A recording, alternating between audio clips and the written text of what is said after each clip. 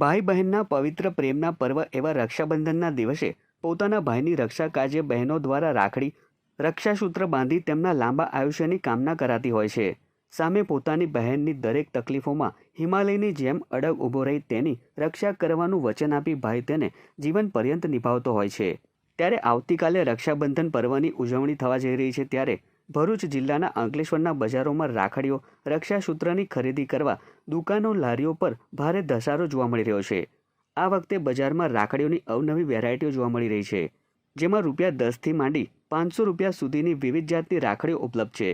જોકે અવનવા કલરના નાના મોટા ગોટાઓ, ડિઝાઇનેબલ સૂતર, રુદ્રાક્ષ અને સુખડની ડાયમંડની રાખડી તેમજ ચાંદીની રાખડીઓનો ભારે ક્રેઝ છે. અત્રે ઉલ્લેખનીય છે કે દર વર્ષની જેમ આ વર્ષે પણ ઘરાકી સારી નીકળે તેવી વેપારીઓ આશા લગાવીને બેઠા છે.